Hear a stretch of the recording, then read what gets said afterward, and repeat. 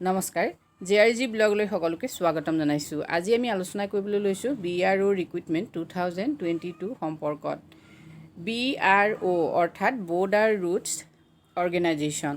Border roads অৰ্গেনাইজেশ্যনত খালী হৈছে 246টা ছুপাৰভাইজাৰ চিপাৰ হিন্দী টাইপিষ্টৰ পোষ্ট। এই পোষ্টসমূহৰ বাবে কোনে কোনে আবেদন কৰিব পাৰিব আৰু কি কি যোগ্যতা লাগিব সেই সম্পৰ্কে আজি ভিডিঅ'টোত আমি আলোচনা কৰিম। BRO Recruitment 2022 Border Routes Organization has released a notification at bro.govt.in for recruitment to the post of supervisor, shipper, Hindi typist in all India.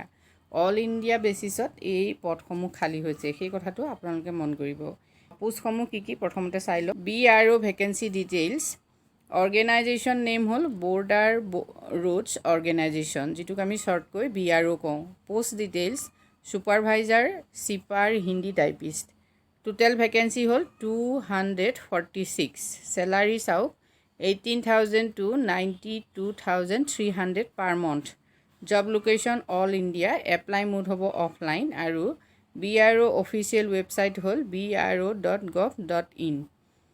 এই ৱেবছাইটত গৈ আপোনালোকে সকলো তথ্য চাব পাৰে আৰু যিখন অফিচিয়েল নটিফিকেশ্যন সেইখনো চাব পাৰে। ভেকেঞ্চিৰ ডিটেইলছখিনি আপোনালোকে চাওক। Post name draughtsman. Number of post হ'ল 14। Supervisor administration 7। Supervisor stores 13। Supervisor cipher 9। Hindi typist 10। Operator communication 35। Electrician 30। Welder 24। Multi skill worker blacksmith 22। Multi skill worker cook 82। এই পদসমূহৰ বাবে কেনেকুৱা ধৰণৰ যোগ্যতা লাগিব আপোনালোকে চাই লওক, যিহেতু প্ৰতিটো পদৰ বাবে যোগ্যতা বেলেগ বেলেগ হ'ব। এতিয়া চাওক। পোষ্ট নেম ড্ৰটছমেন 12 ইন ছায়েন্স, অৰ্থাৎ বিজ্ঞান শাখাত যিসকলে দ্বাদশ শ্ৰেণী উত্তীৰ্ণ হৈছে তেওঁলোকে এপ্লাই কৰিব পাৰিব ড্ৰটছমেনৰ কাৰণে। ছুপাৰভাইজাৰ এডমিনিষ্ট্ৰেশ্যনৰ বাবে সেইসকলে এপ্লাই কৰিব পাৰিব যিসকল ইতিমধ্যে ডিগ্ৰী হোল্ডাৰ, মানে স্নাতক যিসকল উত্তীৰ্ণ হৈছে তেওঁলোকে পাৰিব। ছুপাৰভাইজাৰ ষ্ট'ৰ্ছ এওঁলোক হ'ল ডিগ্ৰী ইন ছায়েন্স, বিজ্ঞান শাখাৰ যিসকল স্নাতক তেওঁলোকে পাৰিব ছুপাৰভাইজাৰ ষ্ট'ৰৰ কাৰণে। নেক্সট আহিলে ছুপাৰভাইজাৰ চিপাৰ, তেওঁলোকে 12 পাছসকলে তাৰ বাবে এপ্লাই কৰিব পাৰিব। যদি আপুনি দশম শ্ৰেণী উত্তীৰ্ণ তেতিয়াহ'লে Hindi typist, operator communication, electrician, welder, multi skill ৱৰ্কাৰৰ বাবে এপ্লাই কৰিব পাৰিব। কুকৰ বাবেও আপুনি দশম শ্ৰেণী উত্তীৰ্ণ হ'লেই এপ্লাই কৰিব পাৰিব। BRO এজ লিমিট ডিটেইলছ চাওক। Draughtsman, supervisor, supervisor store, supervisor cipher, Hindi typist, operator, electrician, welder এইসকলৰ বাবে বয়সৰ নিম্নতম সীমা হ'ল 18 আৰু উচ্চতম সীমা হ'ল 27। নেক্সট আহিলে multi skill worker blacksmith, multi skill worker cook, এওঁলোকৰ বয়সৰ নিম্নতম সীমা হ'ল 18, উচ্চতম হ'ল 25। এজ ৰিলেক্সেশ্যন থাকিব, যিহেতু এইবিলাক গভ জব হয়। এজ ৰিলেক্সেশ্যন চাওক। OBC কেণ্ডিডেটছৰ বাবে 3 years থাকিব। SC ST কেণ্ডিডেটৰ বাবে 5 years। PWBD কেণ্ডিডেটছৰ বাবে থাকিব 10 years।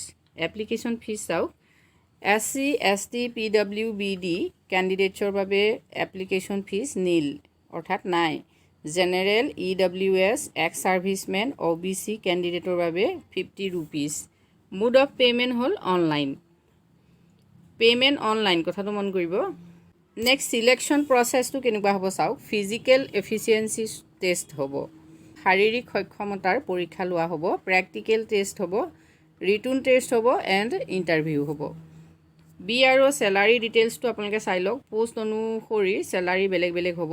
ড্ৰটছমেনৰ কাৰণে 29,200ৰ পৰা 92,300 pay' salary. Supervisor administration, supervisor stores, supervisor cipher এওঁলোকৰ বাবে হ'ল 25,500 to 81,100। Hindi typist, operator, next electrician এওঁলোকৰ বাবে হ'ল 19,900 to 63,200। Welder, multi skill worker blacksmith, multi skill worker cook এওঁলোকৰ দৰমহা হ'ল 18,000ৰ পৰা 56,900। এনেকৈ এপ্লাই কৰিব চাওক।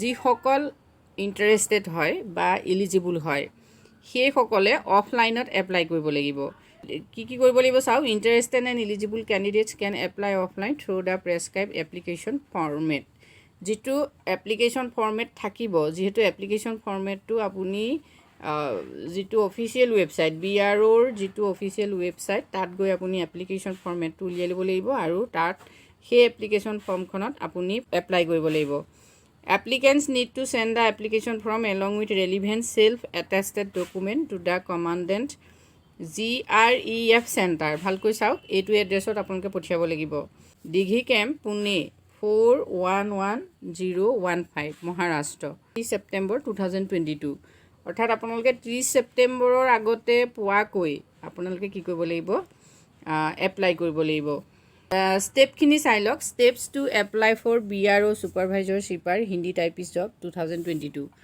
First of all go through the BRO recruitment notification 2022 thoroughly and ensure the candidate fulfills the eligibility criteria recruitment link is given below এটা চাওক আপোনালোকে প্ৰথমতে যিখন অফিচিয়েল নটিফিকেশ্যন সেই নটিফিকেশ্যনখন ভালকৈ চাই লওক নটিফিকেশ্যনখনৰ লিংকটো মই ডেছক্ৰিপশ্যন বক্সত দি দিম তাত গৈ আপোনালোকে চাব পাৰিব যদি আপোনালোকৰ সকলো যোগ্যতা আছে তেতিয়াহ'লে আপোনালোকে এপ্লাই কৰিব পাৰিব প্ৰথম নেক্সট চাওক please have the correct email ID and mobile number for communication purpose এতিয়া আপোনাৰ মোবাইল নাম্বাৰ আৰু ইমেইল ID শুদ্ধকৈ দিব যাতে আপোনাক পিছত যোগাযোগ কৰাৰ ক্ষেত্ৰত সুবিধা হয় আৰু চাওক documents ready like ID proof as education qualification recent photograph resume if any experience etcetera এই ডকুমেণ্টছখিনিও আপুনি সাজু ৰাখিব নেক্সট আহিলে download the application from the above link or from official notification এতিয়া অফিচিয়েল নটিফিকেশ্যনখনত থকা যিটো লিংক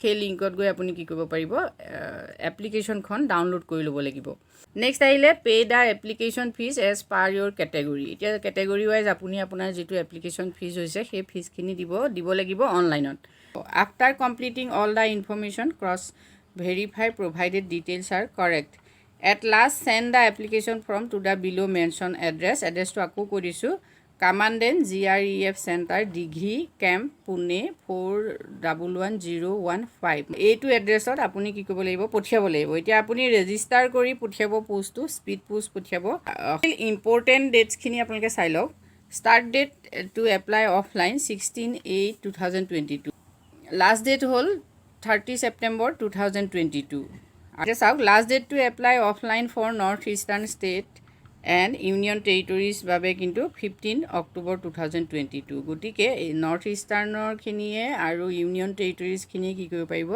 15 অক্টোবৰৰ ভিতৰত তেওঁলোকে এপ্লাই কৰিলেও হ'ব কিন্তু সিমান দিনলৈ থকাতকৈ আপোনালোকে অতি সোনকালে এপ্লাই কৰক যাতে সময়মতে গৈ আপোনালোকৰ আবেদন নিৰ্দিষ্ট স্থানত পৰেগৈ এইখিনিয়ে হ'ল BRO ৰিক্ৰুইটমেণ্টৰ মূল কথা যিহেতু আপোনালোকে দেখিছে যে দশম শ্ৰেণী বা দ্বাদশ শ্ৰেণী উত্তীৰ্ণসকলেও যথেষ্টখিনি চেলাৰী লৈ কাম কৰিব পৰাৰ সুবিধা আছে সকলোবিলাক চাকৰি govt হয় গতিকে আপুনি অতি সোনকালে এই পদসমূহৰ বাবে এপ্লাই কৰিব পাৰে আজিলৈ ইমানেই ধন্যবাদ